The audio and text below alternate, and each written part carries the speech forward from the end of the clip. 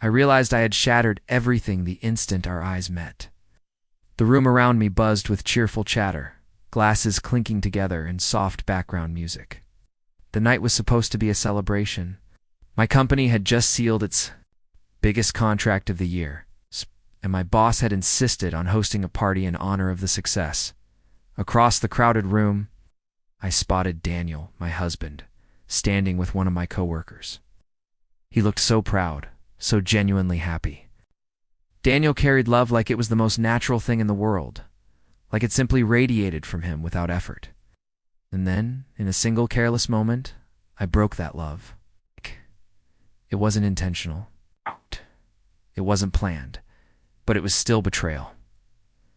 When my boss, Robert, leaned in a little too close and whispered something into my ear that made my stomach knot, I didn't react the way I should have.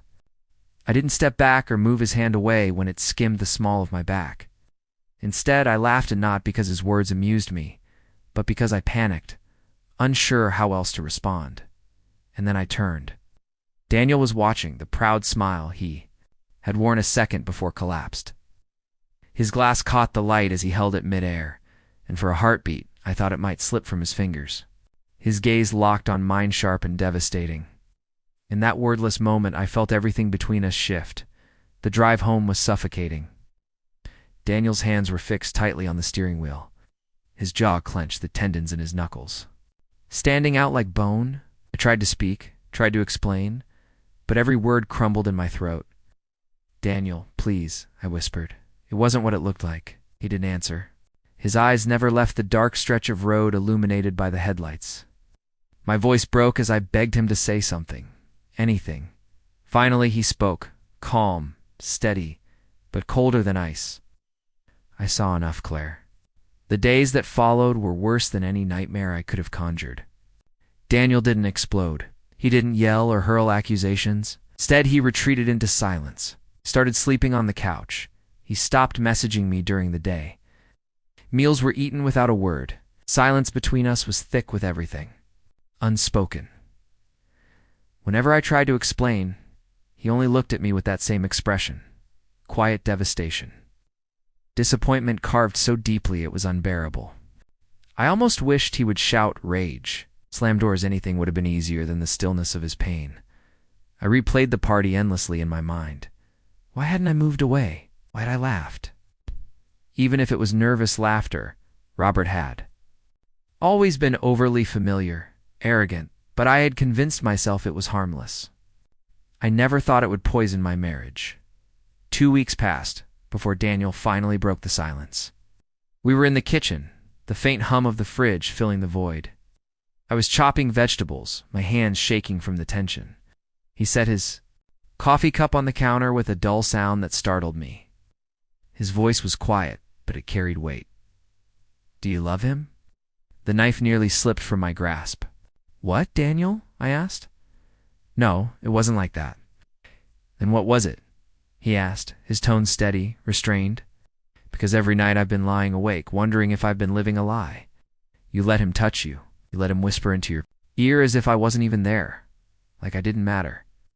Tears burned my eyes. My voice cracked. It was a mistake. Not what you think, I swear. He studied me for a long moment, his silence louder than a scream. Then he shook his head slowly. You know what it felt like? It's watching my wife lean into another man. Hearing you laugh at something only the two of you shared. Everyone saw it, Claire.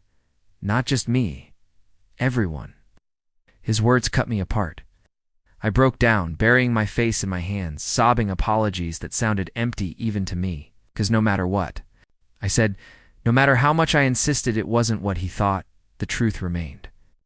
I had betrayed his trust. For weeks I braced myself for the inevitable. I imagined him packing his bags, the echo of the front door closing, the final silence of his absence. I rehearsed the words I would say when he left, but then Daniel surprised me. One night, instead of retreating to the couch, he came into our bedroom. He didn't lie beside me, didn't touch me, but he sat on the edge of the bed. His voice was quiet, almost broken. "I don't want to lose us, but I can't forget what I saw. I can't keep pretending everything is fine." My chest ached. Wait. Then tell me what to do, I whispered.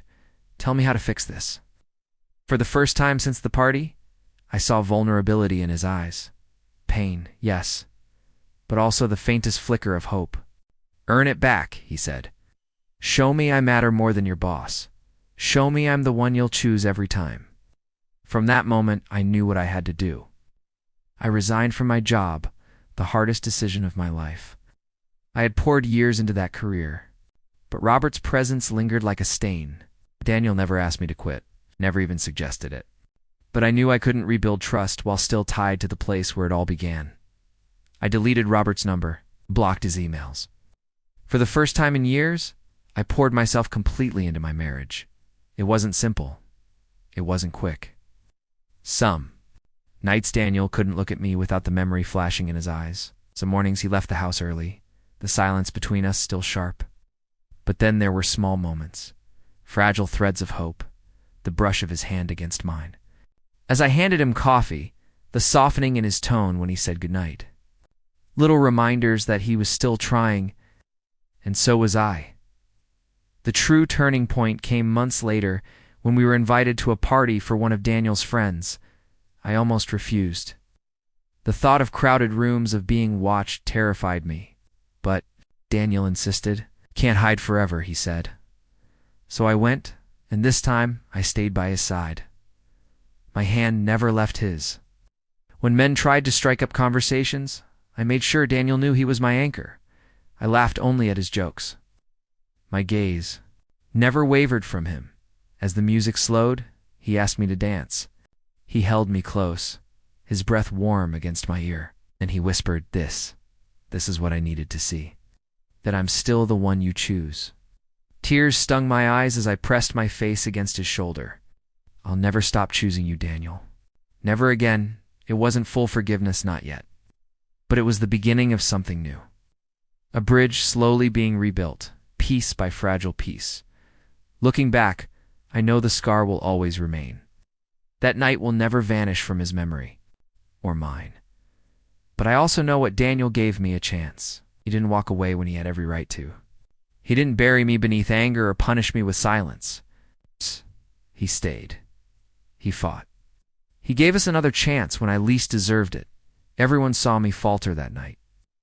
Everyone saw me betray the man I loved. But what they didn't see, what only Daniel and I will ever truly understand, what came after. His choice to stay.